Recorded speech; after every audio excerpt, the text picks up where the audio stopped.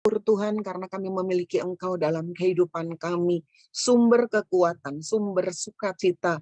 Dan kami berterima kasih karena Tuhan yang menjadi sumber sukacita selalu setia dan tidak pernah meninggalkan kami sendiri. Terima kasih sepanjang minggu ini Tuhan sudah menolong dan menjaga kami. Sungguh kalau kami mendengar berita di luar Tuhan, hal-hal yang kami dengar itu seringkali dapat menggentarkan. Tapi kami bersyukur karena kami punya Tuhan yang menjadi sumber sukacita dan menjadi kepuasan abadi buat kami. Karena itu biarlah pada pagi ini di dalam ibadah kami boleh mengucap syukur, menaikkan pujian bagi Tuhan dari dalam hati kami. Karena kami tahu kalau kami bisa sehat sampai hari ini. Kalau kami dijaga, dilindungi sampai hari ini. Itu semua hanya karena anugerah dan kebaikan Allah.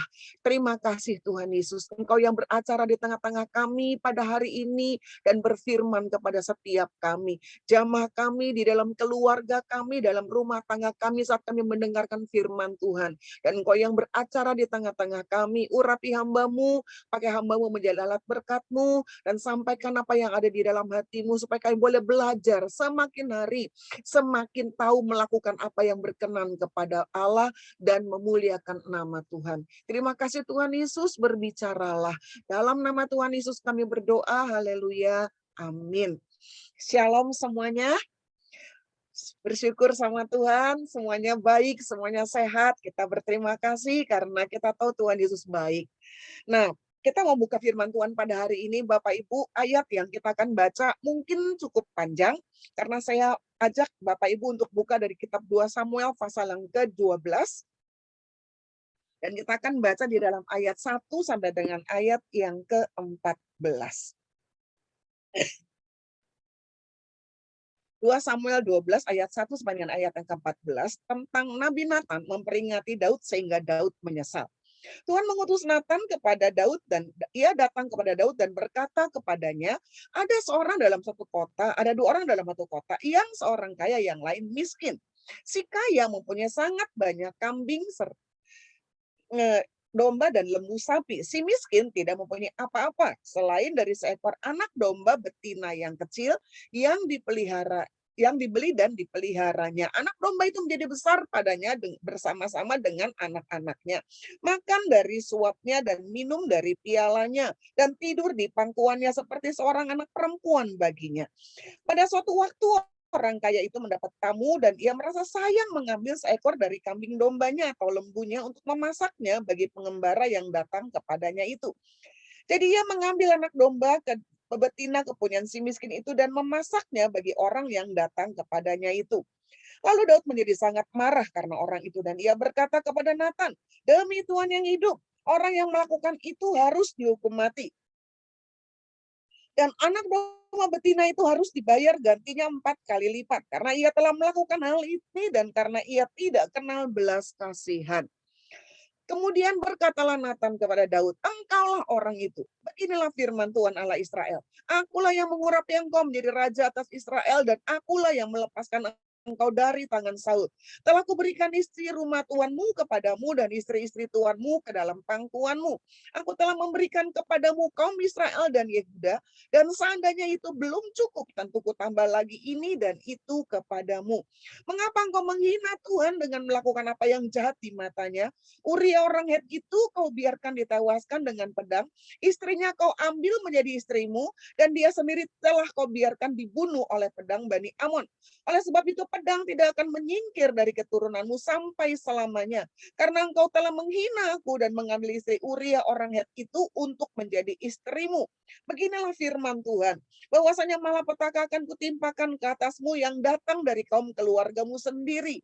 Aku akan mengambil istri-istrimu di depan matamu dan memberikannya kepada orang lain. Orang itu akan tidur dengan istri-istrimu di siang hari. Sebab engkau telah melakukannya secara tersembunyi. Tetapi aku akan melakukan hal itu di depan seluruh Israel secara terang-terangan. Lalu berkatalah Daud kepada Nathan, aku sudah berdosa kepada Tuhan. Dan Nathan berkata kepada Daud, Tuhan telah menjauhkan dosamu itu, engkau tidak akan mati.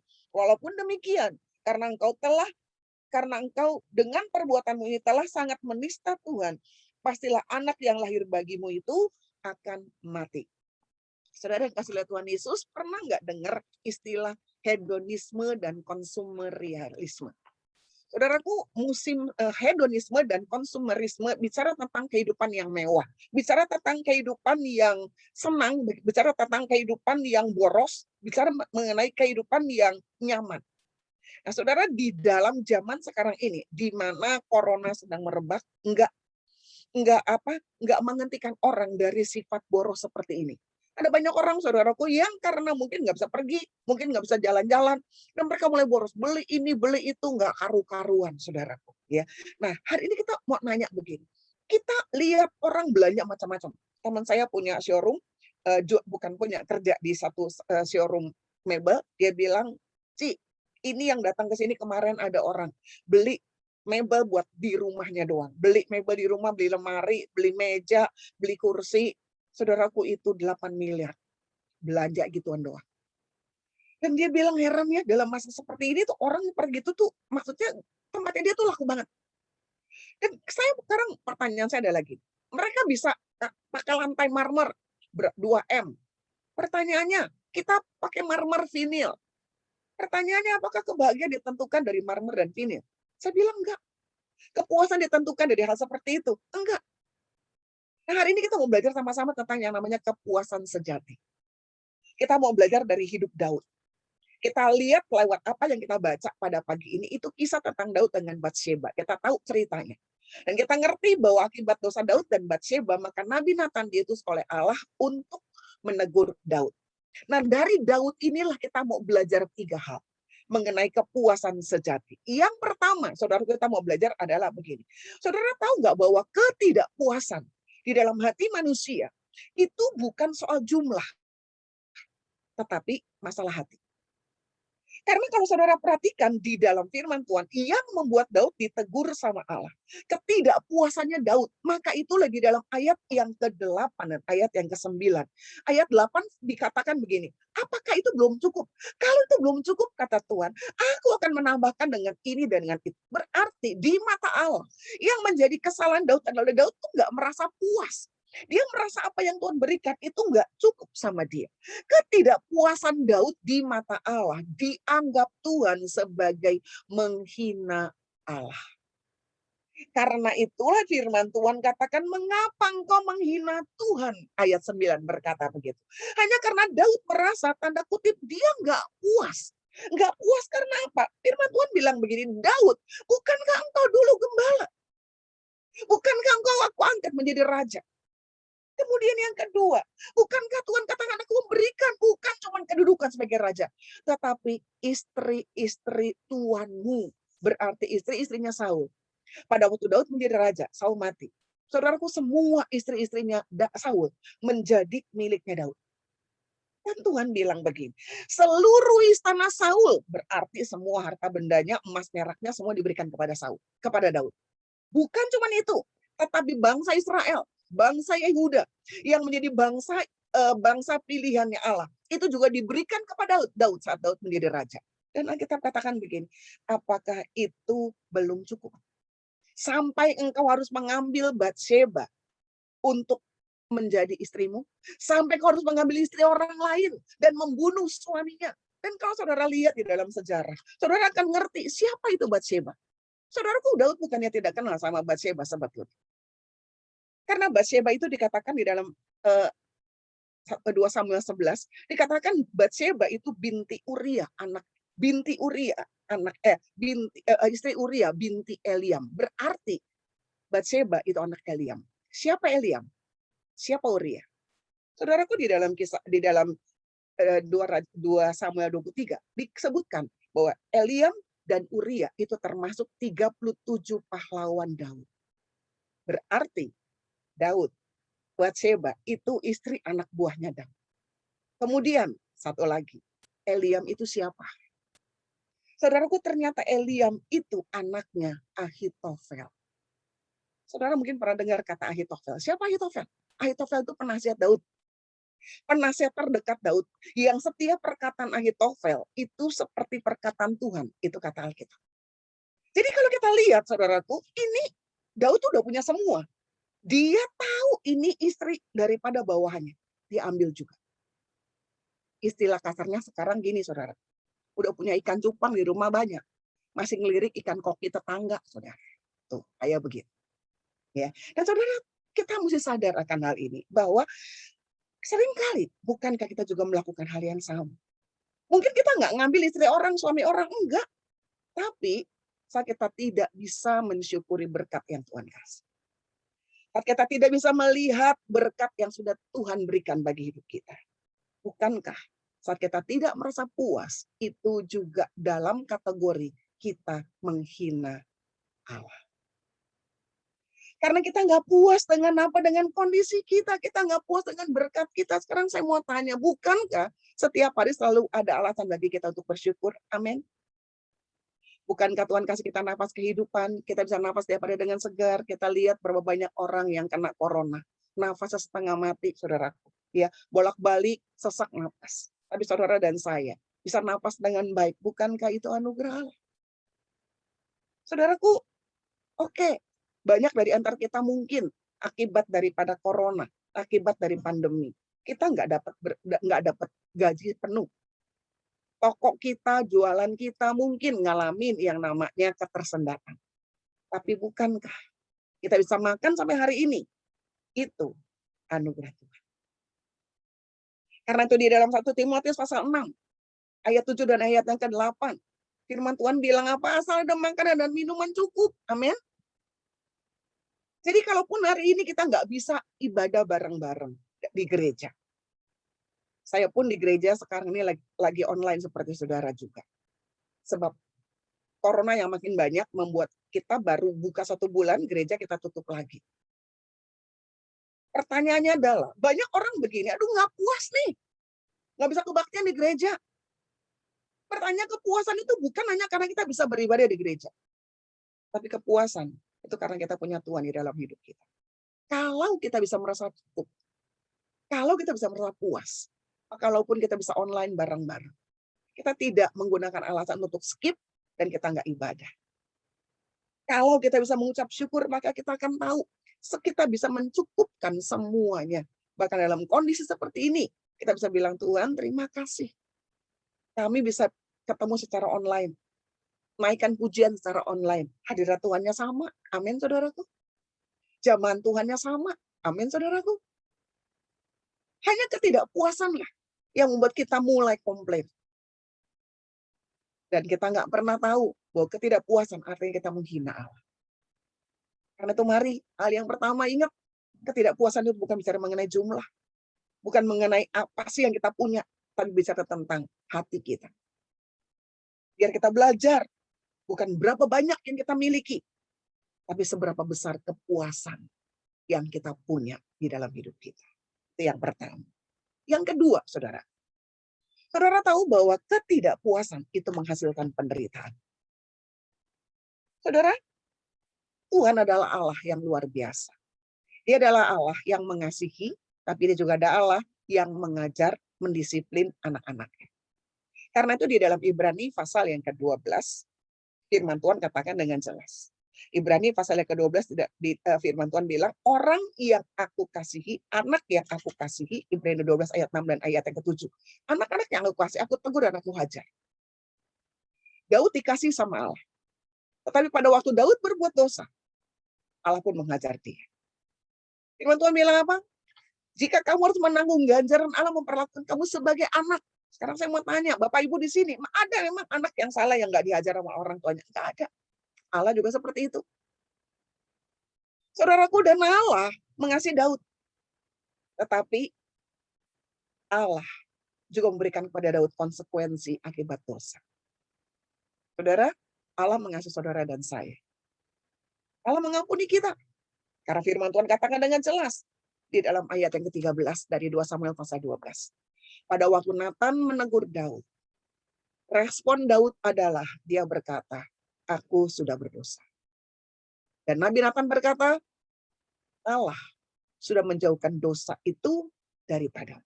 Engkau tidak akan mati. Dari kata-kata ini, kita ngerti bahkan sebelum Daud ngomong sama Nabi Nathan. Sebelum Daud berkata, aku minta ampun, aku berdosa. Allah sudah mengampuni. Saudaraku, seperti itu juga Allah dengan kita. Kita mengaku dosa kita, firman Tuhan katakan di dalam 1 Yohanes pasal 1 ayat 9. Dia ampuni kita. Tapi ingat, benar Tuhan ampuni dosa kita. Tetapi konsekuensi akibat dosa itu tetap harus kita jalani. Dan kalau kita lihat dari kehidupan Daud, konsekuensi apa yang Daud harus alami? Saudaraku, kalau kita perhatikan, yang pertama yang Daud terima yang pertama adalah kematian anaknya. Karena Alkitab katakan di dalam 2 Samuel pasal 12 ayat yang ke-14, aku mengampuni, tetapi anak yang akan dilahirkan oleh Batsheba itu mati. Dan kita tahu ceritanya.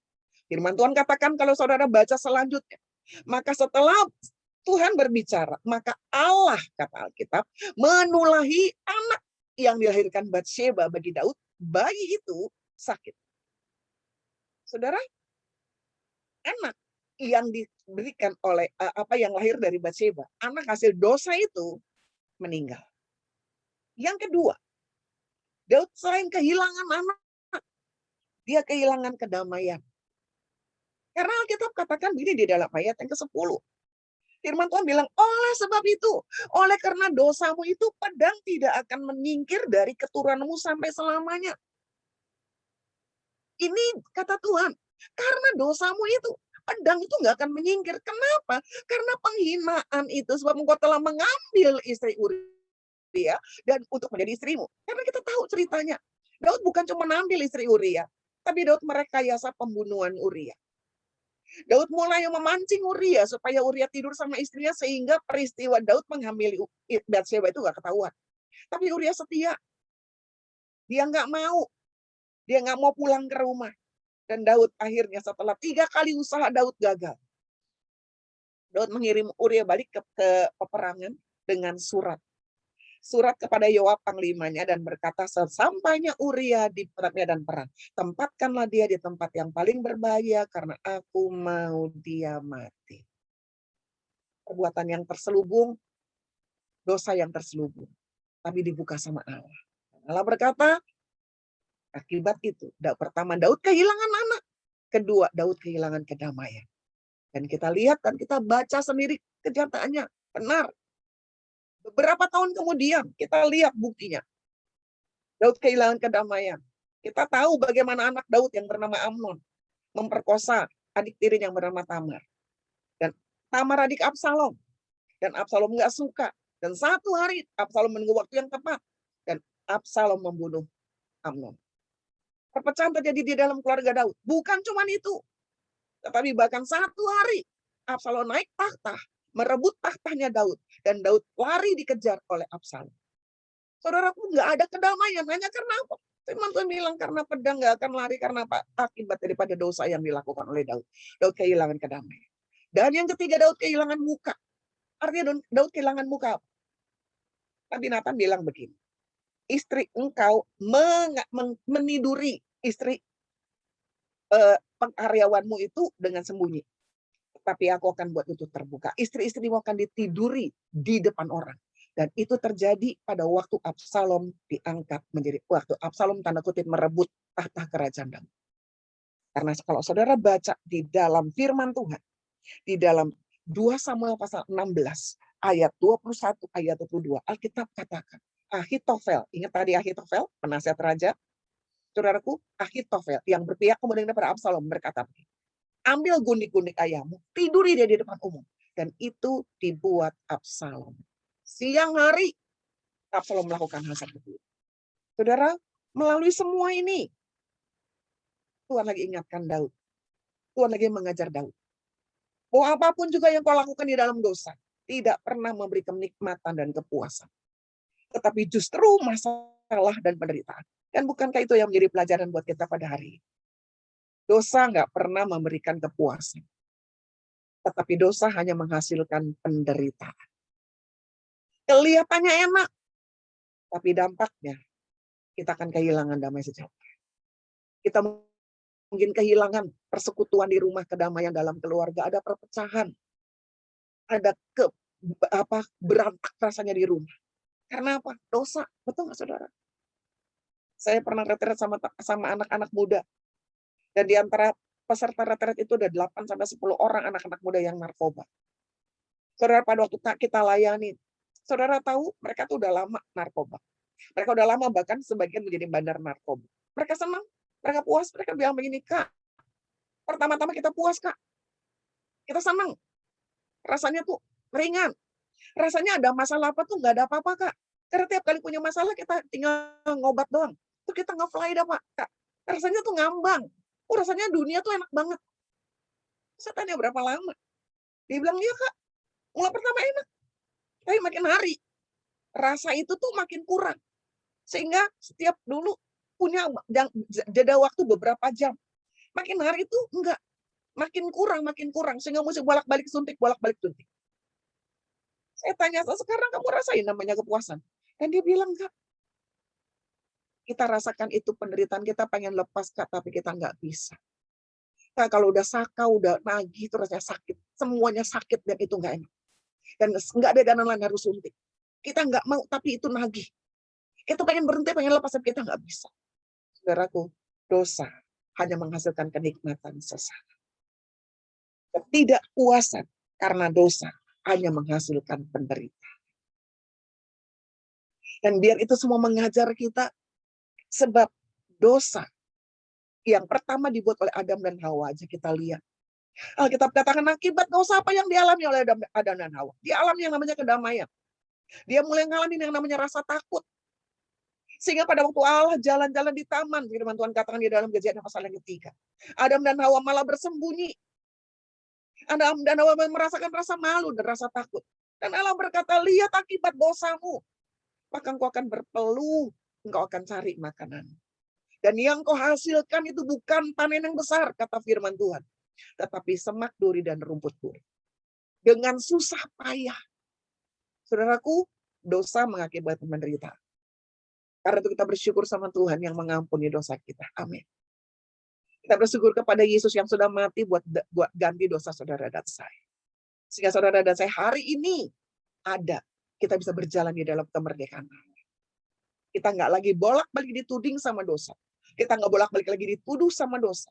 Karena Kristus yang sudah mati menebus dosa buat saudara dan saya. Dia adalah sumber bagi kita. Dia adalah Allah yang memberikan kedamaian buat hidup kita. Karena itu pada hari ini, ingat, kalau saudara hari ini masih tanda kutip senang dengan apa yang sedang saudara alami, dan saudara berkata nggak ada yang tahu. Benar, nggak ada yang tahu. Manusia, tapi Allah tahu. Dan konsekuensi akibat daripada dosa nggak pernah bisa memberikan kepuasan bagi kita. Karena itu tinggalkan semua berhala, semua dosa yang ada dalam hidup kita. Saudaraku, dosa bukan cuma bicara mengenai ambil istri orang. Dosa bukan bicara hanya mengenai ngerampok rumah tetangga. Tapi bukankah waktu kita menyimpan kebencian suami dengan istri, itu juga dosa di mata Allah? Bukankah pada waktu kita menyimpan dendam orang tua dengan anak, bukankah itu juga hal yang gak berkenan sama Tuhan? Bukankah pada waktu pertengkaran gak pernah selesai antara mertua dan menantu, bukankah itu juga menarik dan menghilangkan semua damai sejahtera di dalam hidup? Karena itu mari tanya diri kita. Saudara, kita nggak bisa bilang begini, gue puas kalau mantu gue ngalamin kayak begini. Enggak. Karena ketidakpuasan menghasilkan penderitaan. Dan dosa yang kita lakukan itu pasti mendatangkan penderitaan. Karena kepuasan itu bukan karena kita bisa balas dendam. Terus kepuasan itu adanya di mana? Dari Daud kita belajar. Harta nggak kasih kepuasan buat Daud. Akhirnya Daud buat dosa. Dan dosa yang dia sembunyikan, itu ternyata membawa penderitaan yang berlarut-larut dalam kehidupan Daud. Jadi berarti kepuasan yang sejati itu yang seperti apa? Saudaraku, kita lihat yang terakhir, yang ketiga. Saudara tahu bahwa kepuasan itu akan menghasilkan perubahan di dalam hidup kita. Karena apa? Kita lihat bahwa teguran Tuhan itu membawa pertobatan bagi hidup Daud. Dan kita baca di dalam ayat-ayat selanjutnya. Saudaraku, setelah Daud mendapat berita itu dan dia minta ampun. Saudara, Alkitab berkata maka proses penghukuman tanda kutip konsekuensi atas dosa Daud itu Daud mulai terima. Dan Alkitab bilang bahwa anak yang dilahirkan Batsyeba itu sakit. Saudara, kita tahu bagaimana reaksi Daud. Daud mulai berdoa. Dia puasa. Dia doa buat anaknya. Dia nggak makan. Alkitab katakan dia terus berdoa. Sampai karya pegawai-pegawainya Daud tuh bilang begini, aduh, nih karena anak kecil ini dia nangis, dia doa sama Tuhan. Saudaraku, dan itu berjalan berhari-hari. Sampai satu hari firman Tuhan katakan, anaknya itu mati. Sesuai dengan firman Allah. Pada waktu anaknya mati, saudaraku, maka pegawai Daud takut untuk kasih tahu sama Daud. Mereka bilang begini, gimana caranya mau kasih tahu? Waktu anaknya hidup aja, dia itu sampai kayak begini, nggak mau makan, nggak mau minum. Sekarang anaknya mati, gimana caranya? Ntar bisa bunuh diri dia. Tapi Daud lihat gelagat pegawainya. Daud tiba-tiba nanya begitu. Kenapa? Sudah mati ke anak itu? Saudaraku, dan pada waktu pegawainya bilang iya. Pegawainya itu bilang iya. Di dalam ayat 20, dari 2 Samuel pasal 12. Daud berkata begini. Lalu Daud setelah tahu anak itu mati, Daud protes sama Tuhan. Daud marah-marah. Saudara, di dalam ayat 20 firman Tuhan katakan, lalu Daud bangun dari lantai, ia mandi dan berurap dan bertukar pakaian. Ia masuk ke dalam rumah Tuhan dan sujud menyembah. Sesudah itu pulanglah ia ke rumahnya dan atas permintaannya dihidangkan kepadanya roti, lalu ia makan. Kalau kita baca ayat ini, mungkin ada di antara saudara mulai berpikir, ini rasanya kok ada yang nggak masuk akal ya. Kenapa pada waktu anaknya mati, sebelum anaknya mati, Daud doa puasa, nangis-nangis. Begitu anaknya bilangin mati, Daud langsung bangun, langsung mandi, dia langsung masuk ke rumah Tuhan, dia langsung sujud menyembah. Apa artinya? Saudara tahu, kita belajar 2 hal dari Daud. Yang pertama, Daud, orang yang tadinya tidak pernah memiliki hati yang puas. Yang pernah punya hati yang gak puas. Dengan apa yang jadi bagiannya, dengan apa yang menjadi jatahnya dia dari Allah. Lewat proses teguran Allah. Saudaraku, semua proses itu mengubah Daud menjadi seorang yang bisa bersyukur meskipun tidak mendapat apa yang dia inginkan. Kepuasan menghasilkan perubahan dalam hidup. Daud yang tadinya pernah nggak puas dengan semua sampai Daud ambil istri orang lain. Tapi lewat pertobatannya, Daud bisa bersyukur walaupun dia nggak dapetin apa yang dia mau. Anak itu tetap mati. Tetapi mengajarkan pada Daud bahwa dia bisa bersyukur kepada Tuhan. Karena dia mulai merasa benar Tuhan. Puas kalau Tuhan ada di dalam hidupku. Saudara, Daud menyadari kenikmatan, kepuasan itu cuma ada di dalam Tuhan. Daud menyadari bahwa waktu semua yang dia minta, dia minta tentang anak itu, Tuhan nggak kasih. Dia tahu Allah yang berdaulat adalah Allah sumber kepuasan buat dia. Dan saudara lihat apa yang dibuat Allah buat hidup Daud. Setelah pertobatan Daud, setelah Daud belajar arti kepuasan yang sejati, maka yang pertama, anak Allah berikan kepada Daud anak pengganti anak yang meninggal itu. Dan di dalam ayat yang ke-24 dan ayat yang ke-25, firman Tuhan katakan, dan Batsyeba hamil dan dia melahirkan seorang anak yang bernama Salomo. Dan firman Tuhan katakan di dalam ayat 24 dan ayat yang ke-25. Dikatakan, dan dengan perantaran Nabi Natan, ayat 25. Ia menyuruh menamakan anak itu Yedija oleh karena Tuhan. Pernyataan yang luar biasa karena apa? Karena di dalam ayat 24 firman Tuhan katakan, Tuhan mengasihi anak ini. Setelah pertobatan Daud, saudaraku, setelah Daud bisa perubahan dalam hidup Daud, sehingga Daud bisa bersyukur untuk apa yang dia nggak terima, maka Allah memulihkan hidup Daud. Dan Allah memberikan kepada Daud pengganti yang bernama Salomo. Bukan cuma pengganti, tetapi anak ini akan duduk menjadi raja pengganti Daud. Dan Tuhan bekerja nggak sampai di situ. Nah, saudara lihat di dalam kehidupan Daud, kita tahu Daud juga menjadi alat Tuhan untuk mendatangkan Mesias ke dalam dunia. Karena itu di dalam kitab Matius pasal yang pertama dikatakan dari keturunan Daudlah lahir Mesias, Yesus Kristus, Mesias, Yesus Kristus. Siapa dia? Dia adalah Yesus Kristus yang memberikan kepuasan abadi. Dia adalah Yesus Kristus yang rela memberi dirinya untuk kita. Dia adalah Yesus Kristus yang mengasihi, yang mengampuni setiap dosa kita. Saudara, apa yang kita pelajari lewat kehidupan Daud? Buat kita, hari ini, yang sudah menerima anugerah keselamatan di dalam Kristus, bukankah harusnya kita juga memiliki hati yang puas di dalam hati yang puas di dalam segala perkara, termasuk belajar. Belajar apa? Belajar untuk dalam hidup ini kita bisa bersyukur kepada Allah. Dalam kesukaran, dalam kekurangan, dalam kelimpahan, dalam segala hal. Kita lihat dalam hidup ini, nggak semua doa kita dijawab sama Tuhan, benar. Nggak semua apa yang kita mau itu kita terima, benar. Tapi pada waktu kita bertemu dengan Yesus, maka kita tahu sang kepuasan abadi yang ada di dalam hidup kita. Dia akan memberikan kepada kita kepuasan. Dan kepuasan itu yang bisa membuat kita bisa berkata, seperti Paulus berkata, aku tahu, Filipi 3 ayat Filipi 4 ayat 12-13, aku tahu apa itu kekurangan, aku tahu apa itu kelimpahan, aku tahu apa itu kelaparan, aku tahu apa itu namanya rasa kenyang. Dan Paulus katakan apa? Segala perkara dapat kutanggung di dalam Dia yang memberi kekuatan kepada. Biarlah kehadiran Kristus itu menjadi kepuasan sejati bagi kehidupan kita. Sehingga kita bisa bersyukur untuk doa-doa yang Tuhan jawab. Dan kita juga bisa bersyukur untuk keadaan yang masih belum berubah. Kita bersyukur untuk kesembuhan dan mujizat yang kita terima. Dan kita juga bersyukur untuk kehilangan yang Tuhan juga izinkan terjadi. Kita bersyukur dalam masa-masa seperti ini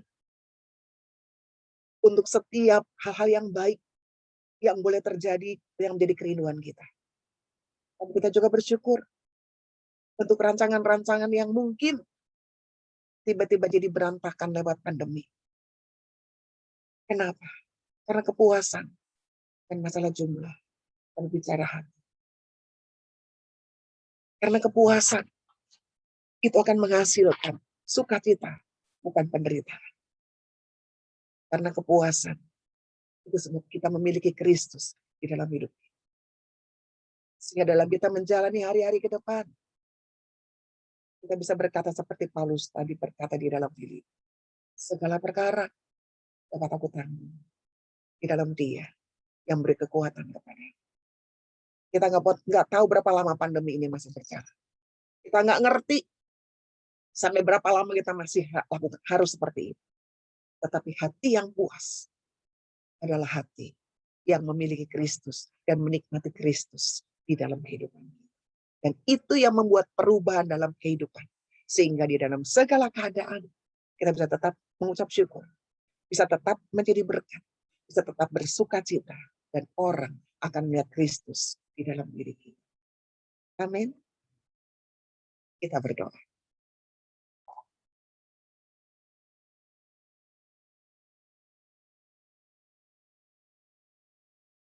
Nggak pernah ada kepuasan yang bisa diberikan oleh dunia. Nggak ada kepuasan yang bisa diberikan lewat segala apa kemewahan yang ditawarkan di sekeliling kita. Karena kita menyadari kepuasan sejati adalah waktu kita memiliki Kristus di dalam kehidupan kita. Dan itu yang mengubah kita.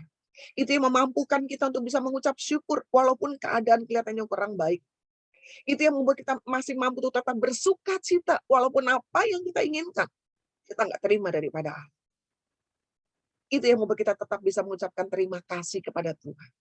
Walaupun kondisi kita sepertinya tidak seperti apa yang kita mau. Sebab kepuasan bukan karena apa yang kita punya. Tapi kepuasan karena siapa yang menduduki dan menguasai hati dan kehidupan kita. Dan biarlah kita masuk di dalam hidup ini. Masih menghadapi hari-hari di mana sekarang ini pandemi kelihatannya itu masih belum berakhir. Tetapi kepuasan di dalam hati ini bisa tetap bersyukur dan bisa menghitung berapa banyaknya kebaikan, berapa banyaknya kasih setia, berapa besarnya perlindungan yang Tuhan berikan bagi kita. Dan nggak ada alasan buat kita untuk bersungut. Tapi ada banyak alasan buat kita untuk menyaksikan cinta Tuhan kepada banyak orang. Pengharapan di tengah-tengah pergumulan dunia pada hari ini. Bahwa Yesus adalah kepuasan yang sejati bagi kehidupan setiap kita. Tuhan, meteraikan firman yang kami dengar pada pagi ini. Ampuni kalau di dalam hati kami mungkin ada hal-hal yang masih kami sembunyikan yang tidak kami bereskan. Sehingga membuat ketenangan-ketenangan kami itu menjadi terhalang. Kami mau belajar Tuhan. Biar di dalam hati ini hanya ada Kristus. Dan biar Kristus yang memenuhi seluruh kehidupan kami. Sehingga dalam segala apapun yang kami alami, dalam setiap kebutuhan yang kami hadapi, kami selalu berkata, Kristus cukup buat kami. Kasih Tuhan, penyertaan Tuhan, janji Tuhan, pemeliharaan Tuhan, cukup buat kami. Meterangkan firman yang sudah kami dengar pada pagi ini. Biar kami boleh belajar setiap hari. Waktu kami merasa cukup, maka kami bisa dipakai Tuhan untuk menjadi berkat buat banyak orang. Tuhan, terima kasih. Ajar kami bukan menjadi orang yang mencari mujizat, tapi ajar kami untuk menjadi orang yang mulai menjadi mujizat buat banyak orang. Terima kasih Tuhan, karena itulah kepuasan abadi kami. Saat kami yang sudah menerima berkat Tuhan, menjadi berkat, menjadi saluran berkat. Meteraikan firman-Mu, dan mampukan kami untuk melakukannya. Dalam nama Tuhan Yesus kami sudah berdoa. Haleluya. Amin.